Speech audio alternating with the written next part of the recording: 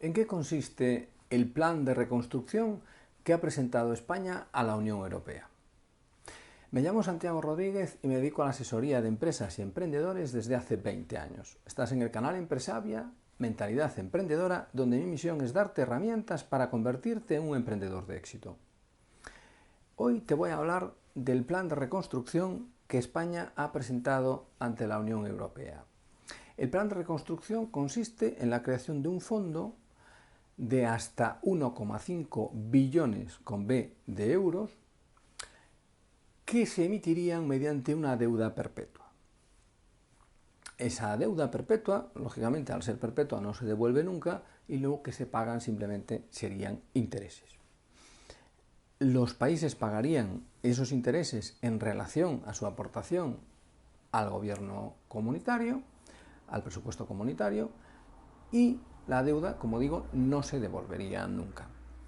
¿Cómo se repartiría ese fondo entre los países? Pues en la medida en que se vean afectados por la crisis derivada del COVID-19. Es decir, los países que más dinero recibirían serían Italia y España. Y el pago, como digo, de los intereses se haría anualmente mediante el presupuesto comunitario y cada país aportaría a ese presupuesto la cantidad que le corresponda. España ha propuesto una fórmula bastante innovadora porque en realidad ni siquiera se pretende pagar los intereses, porque los intereses se pretenden pagar con un nuevo impuesto medioambiental y que no está claro si ese impuesto lo cobrarían directamente las arcas comunitarias o si cada país lo cobraría, que me imagino que sí, y se aportaría a las arcas comunitarias el dinero recaudado de ese nuevo impuesto medioambiental. Es verdad que con la crisis y con el confinamiento, pues nos hemos dado cuenta que, claro, si no nos movemos, pues la contaminación se reduce muchísimo. Por lo tanto, de alguna manera se tratará de reducir la contaminación de forma considerable y para quien contamine, pues que pague una tasa y esa tasa se puede utilizar para pagar esos intereses del 1,5 billones de euros del Fondo de Reconstrucción. El reparto se haría, por la propuesta española, según la propuesta española, se haría mediante transferencia de dinero, sin devolución, es decir, a fondo perdido. Los países más afectados recibirían el dinero a fondo perdido y no pagarían. Bueno, es una propuesta para quien la recibe aparentemente interesante, ¿no? Claro, esto tiene una serie de contradicciones. La primera de ellas es que dentro de España las ayudas principalmente que ha ofrecido el gobierno a la sociedad son en forma de créditos, avales de créditos y tal, ¿no? Bueno, el Estado que ha ayudado, entre comillas, a la gente mediante créditos, mediante avales para créditos, pide en la Unión Europea un rescate que le llaman Fondo de Reconstrucción, por no llamarle rescate, que queda mal, en forma de transferencia, es decir, en forma de dinero a fondo perdido. Pero el dinero a fondo perdido a la gente no se lo ha dado, ¿no? Bueno, un poco de morro sí que parece, ¿no? Pero más que el tema de juzgar a modo de si es mucho morro o no, lo voy a juzgar desde un aspecto económico. Desde un aspecto económico podemos verlo desde dos puntos de vista diferentes. Por un lado, la Unión Europea, aunque aparenta ser una unión política, realmente no lo es una unión económica. Es la Comunidad Económica Europea que le han cambiado de nombre, básicamente es así. Entonces, cada vez que queremos convertirla en unión de verdad, en unión política, nos damos cuenta de que la unión política no existe. Entonces, no somos solidarios a nivel europeo porque la Unión Europea es una comunidad económica y que aparte de comunidad económica es un evacuador de normas. Digo evacuador, ¿por qué? Porque no se negocian esas normas normalmente con los países, valga la redundancia. Los países reciben esas normas y las tienen que acatar sin más.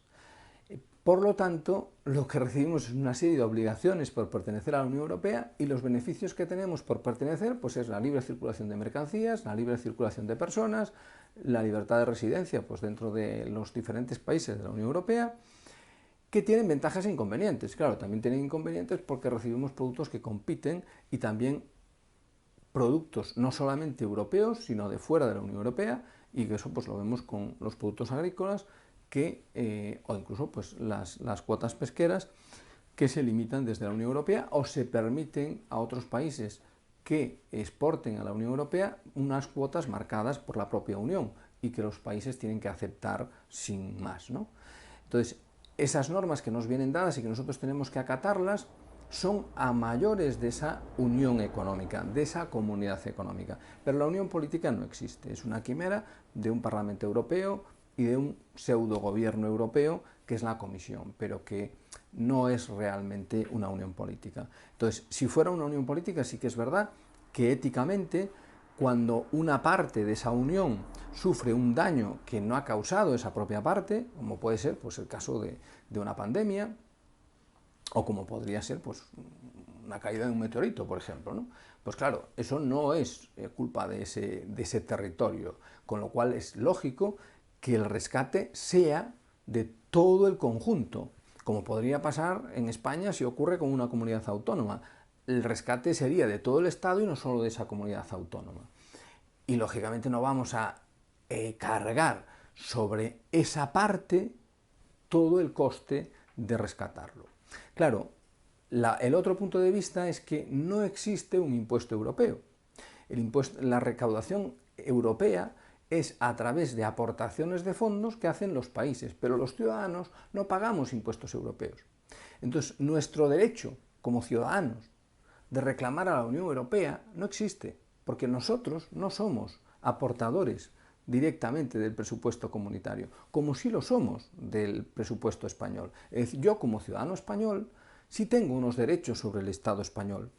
Da igual en qué comunidad viva, porque yo el impuesto sobre la renta lo pago al Estado, aunque una parte vaya para mi comunidad autónoma. Le estoy pagando al Estado y por lo tanto tengo unos derechos económicos sobre ese Estado. Derechos económicos que no tengo sobre la Unión Europea. Eso es importante, al no existir un impuesto europeo, al no existir una unión política. Entonces, creo que ahí el gobierno español se equivoca en el sentido de que no existe esa unión política y por lo tanto es muy probable que ese plan español no se apruebe, porque la propuesta alternativa que le hacen es dar un crédito. Es decir, un crédito que se supone que será a muchos años, pues por ejemplo a 50 años con unos intereses muy bajos, pero que habrá que devolver. ¿Cuánto sacaría España, cuánto necesitaría España de ese macrocrédito o de ese fondo de reconstrucción? Según mis cálculos, la cantidad mínima que necesita España para una reconstrucción razonable es de 400.000 millones de euros. Las primeras estimaciones que hice los primeros días de confinamiento rondaban los 240.000 millones, pero que es lo que estiman la mayor parte de economistas hoy. Entonces estimaban bastante menos. ¿Por qué estimaba 240.000 millones hace mes y medio y hoy 400.000? Pues la razón es que la crisis es mucho mayor de la que entonces se podía ver. ¿Por qué? Porque el tiempo de confinamiento va a ser mayor del previsto, sobre todo para determinados sectores que son fundamentales en la economía española, como puede ser el sector turístico. El sector turístico en la economía española este año va a tener una facturación casi cero y es un sector que aporta una parte importantísima del PIB. Por lo tanto, el daño que vamos a tener en nuestra economía es mucho mayor del que podíamos prever hace 2 meses. Y por eso también el dinero que necesitaríamos para rescatarla es mayor. Pero esta cantidad también es relativa, porque no sabemos cuánto va a durar esta situación. No se ha producido el fin de ella, con lo cual es imposible prever una cantidad. Se puede hablar de 400.000 o de 1 billón, porque no sabemos lo que durará. Pero una previsión yo creo que bastante razonable es hablar de 400.000 millones. Italia necesitaría probablemente unos 500.000 y 400 y 500 ya son 900, quedarían 600.000 millones de ese 1,5 billones para todo el resto de Europa. Es decir, que ese 1,5 billones es una cantidad bastante ajustada, no es para nada exagerada. Pero bueno, la propia Unión Europea hace 15 días aprobaron un presupuesto de 500.000 millones. Ahora, pues ya la petición es del triple. Así que bueno, mi error no es tan grande con respecto al que también se hace a nivel europeo, ¿no?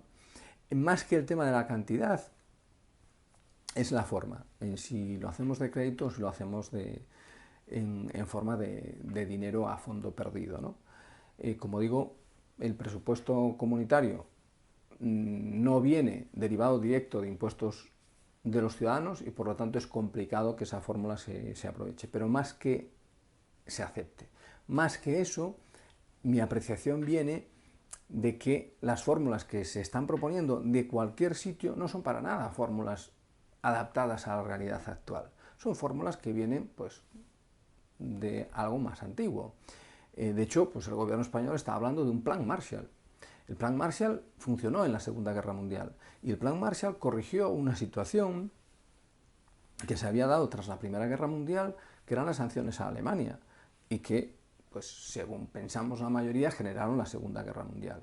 Se corrigió tras la Segunda Guerra Mundial precisamente rescatando a Alemania con un gran fondo de reconstrucción. Pero era una guerra y era otra situación muy diferente. Una situación donde lo que primaba, lo que primó en los años siguientes fue el sector industrial. Ahora mismo lo que prima no es el sector industrial, sino que es el sector de conocimiento y el sector tecnológico. Y eso es muy importante de verlo porque eso nos permite muchas posibilidades que los Estados y la Unión Europea no están valorando para nada. De eso os hablaré en un próximo vídeo.